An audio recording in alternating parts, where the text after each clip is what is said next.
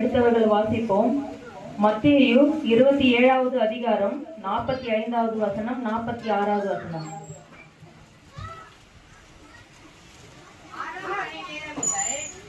6 மணி நேரம் முதல்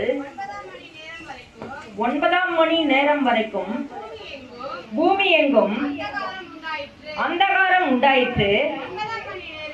9 மணி நேரத்தில் இயேசு ஏலி ஏலி லாமா சபக்தானி என்று மிகுந்த சத்தமிட்டு கூப்பிட்டார். அதற்கு என் தேவனே என் தேவனே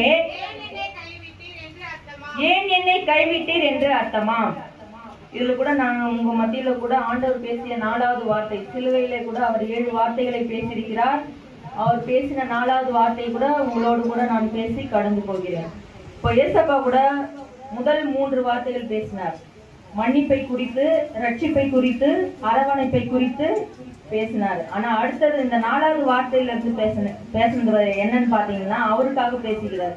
இந்த 3 வார்த்தைகளும் மற்றவர்களை பார்த்து பேசினார். இந்த 4வது வார்த்தையிலிருந்து அவருக்காக அவர் பேசினார். ஏன்னாக்கா ஆண்டவர் பிதாவானவர் அவரை விட்டு விலகிட்டாரு இந்த 4வது வார்த்தை பேசும்போது. அதுக்கு முன்னாடி கூட இந்த 4வது வார்த்தையோட தனித்துவம் என்னன்னு பார்த்துட்டு நம்ம மெசேஜுக்குள்ள கடந்து போவோம். இப்போ பாபிலோன் தேசத்துல இருந்து சிறைப்பட்டிருந்த நம்முடைய இஸ்ரவேலர்கள் திரும்பி வந்த போது நெகேமியா 13, 23, 24 பாத்தீங்கன்னா அவங்க பல விதமான பாஷைகளை பேசினார்கள் இருக்குது. அது என்னன்னு பார்த்தா எபிரேய மொழி, அராமிக் மொழி, கிரேக்க மொழி மற்றும் லத்தீன் மொழி. இந்த மொழிகள்ல தான் அவங்க பேசினாங்கன்னு இருக்கு. குறிப்பாக இயேசுவானவர் வாழ்ந்த காலத்துல பாத்தீங்கன்னா அராமிக் மொழியின் பங்களிப்பு தான் அதிகமா இருந்ததுன்னு பாக்குறோம். இந்த அராமிக் மொழி எபிரேய மொழியின் உச்சரிப்பை கொண்டிருந்தாலும் எழுத்தின் வடிவமைப்பில் சிறிய சிறிய மாற்றங்கள் தான் இருக்குமா.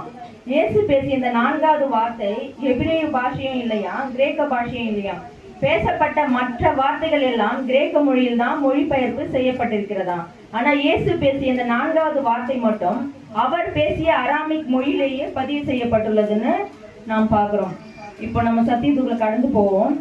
இப்போ பிதாவானவர் ஏன் அவரை விட்டு விலகினார்னாக்கா 6 மணி நேரம் முதல் 9 மணி